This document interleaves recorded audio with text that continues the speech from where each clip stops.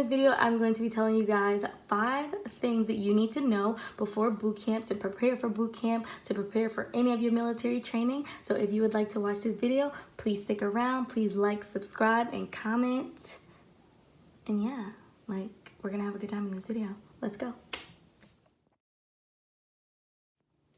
And just as a small little disclaimer, I just want to let you guys all know that these tips are going to be for any branch of service that you do join, whether you're in Air Force, Army, Navy, like I am, Marines, Coast Guard. These tips will be helpful for you. So let's just jump right into it with number 1.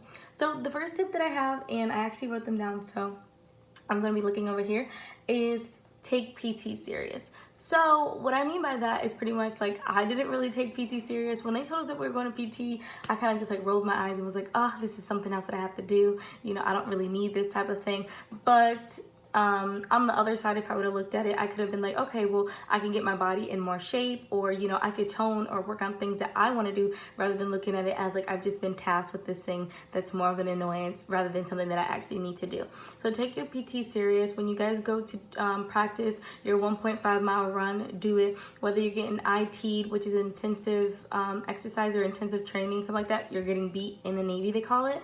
No matter what type of exercise it is, you guys can kind of take that as a small little tool to be like, I can better myself and I can prepare myself for the final PFA, because you don't do any exercising before your baseline PFA because they want you to be prepared for it. The baseline PFA in the Navy is pretty much your first standardized baseline test, which is just the first test that you're taking, where you're doing the sit-ups, the push-ups, and the 1.5-mile run.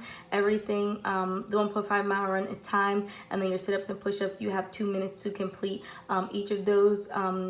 And you just do as many as you can. If you fall within Navy standards, you get a little green stamp. If you fail, then you just fail. So that's that. So pretty much just take PT serious. If you failed your baseline and you have to get put into another division, or you have to go to STEP or some alternative program, just make sure that the next time that you do have those opportunities to exercise and work out, you do take them serious. Number 2 is to listen.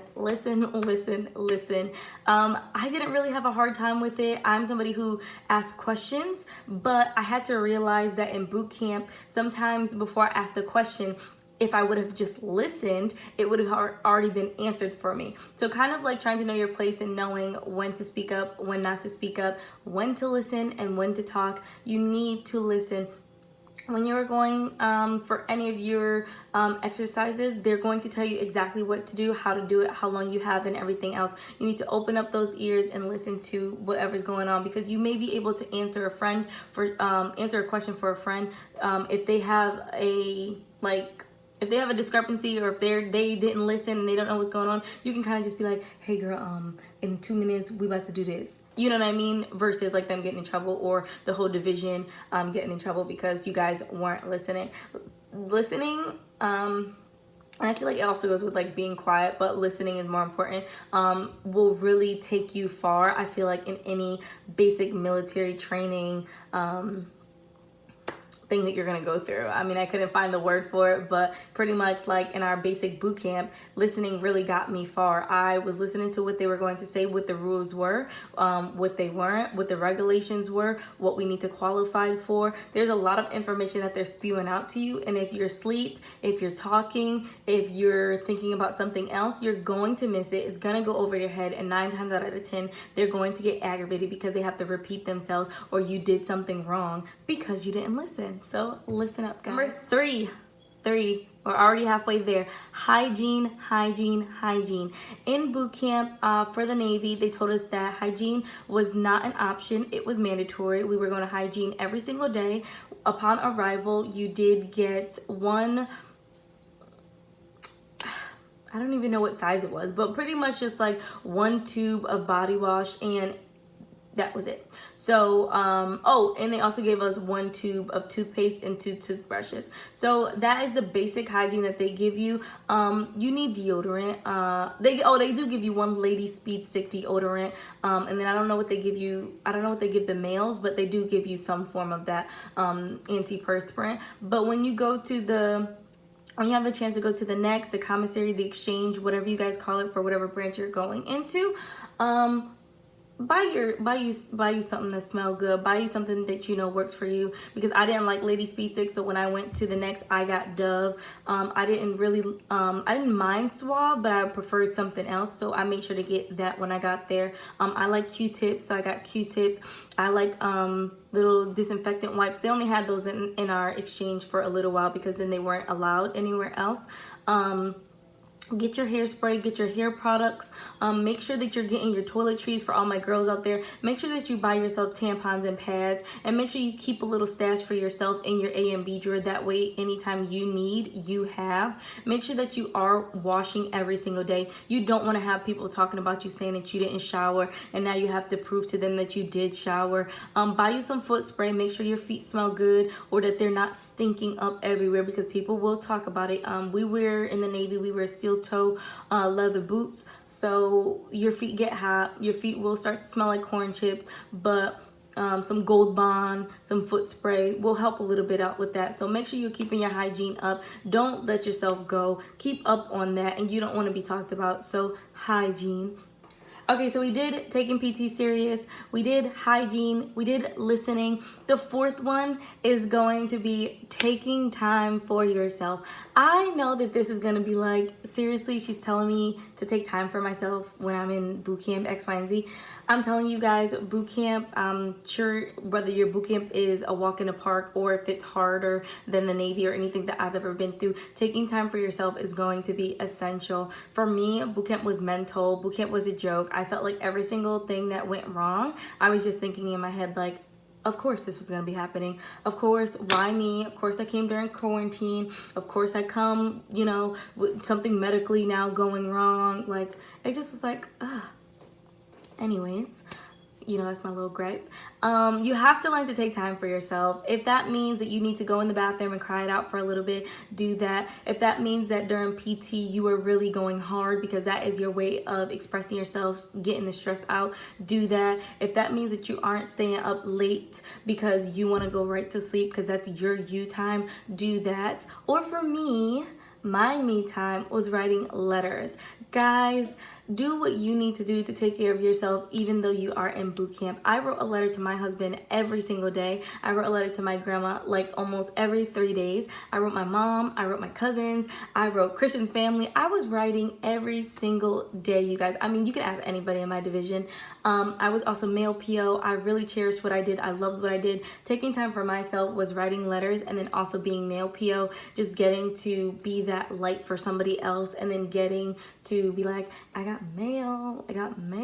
Oh, I even got into like stamps. It's so silly, but like I was like, Christian, I want cool stamps. I want to send like cool stamps. Like, send me cool stamps so I know that those are my letters. I decorated all of my letters. That was my little outlet. I can tell him all the stuff that I didn't like. I can tell him about all the people I didn't like. I can tell him about how I wanted to come home. I can tell him how much I missed him. Every single thing. So find time for yourselves. Shine your boots, write letters, iron your clothes, whatever that means for you, do that.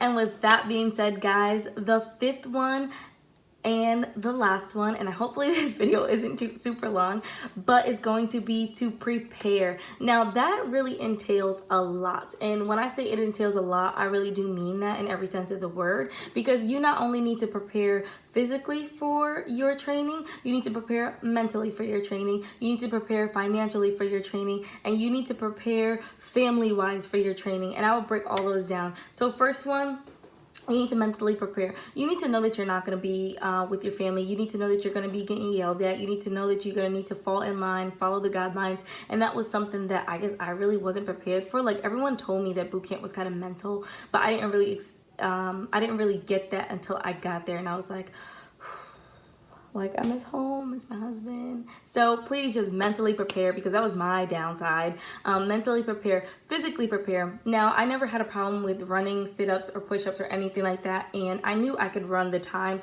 before I got to boot camp, but some people aren't like that, and some people are not prepared. So make sure that you know that you can run the mile and a half or 2 miles. I know the Army has to run 2 miles. Make sure that you can run your standard within your time so that you don't get to boot camp and then that be like another stressor.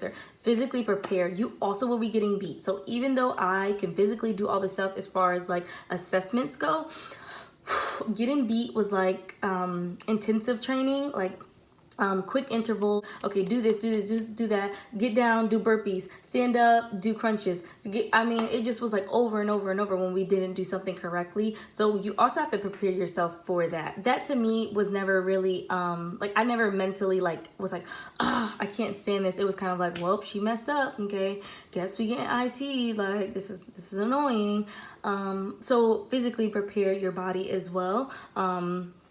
And you need to prepare financially. So for me, what I did is because I was leaving my job, I pretty much like took my last paycheck and all the money that I was getting, and I paid like 3 months worth of my bills, like, you know, my car note. I put money away in savings. I pretty much like had my finances set so that pretty much while I was in boot camp, my finances wouldn't be altered. It didn't matter if I was going to get paid or not, because I was going to be okay for the time that I was away in boot camp. So financially prepare yourself, whether you're a single mom, you're married, have kids, whatever. Get that stuff squared away and prepare for that. And I feel like family wise, you really need to prepare too. Make sure you start getting those bonds together. Make sure that you are connecting with your parents. If you talk to them, with your cousins, with your friends, make sure you have your bonds already set before you leave, because once you leave and go to boot camp, your military career and journey will all start. And being married to someone in the military, I know firsthand how it goes with cancellations, with reschedules, with we can't go anymore, with we can't go until this time anymore, with I'm not coming home until this time. So you kind of want to make sure that, you know, your family understands what you're getting into, that you understand what you're getting into, and that you can say to them like, Gana, I miss you so much, or Grandma, I miss you so much. You know, I wish I can talk to you right now. And they're like, I understand. It's okay. You're doing what you're supposed to be doing. And I love you so much, X, Y, and Z. Not somebody getting mad at you saying like, you ain't call me back. You don't want to have to go through stuff like that. So cherish the time that you have with your family. Get your finances in order. Get yourself mentally right. Get yourself physically right. Listen up. To take hygiene serious, take PT serious, and I mean, you'll be all set for boot camp. If you guys have any questions, if I missed anything, please let me know. I'm always here to write in the comments. If you guys don't have that much support back at home, you want to write me, just contact me on Instagram. The link is down below if you guys want to follow me there. And I will write you guys. I mean, I loved writing when I was in boot camp. So if you want to do that, that is also an option. With that being said, that is all for now, guys. Bye.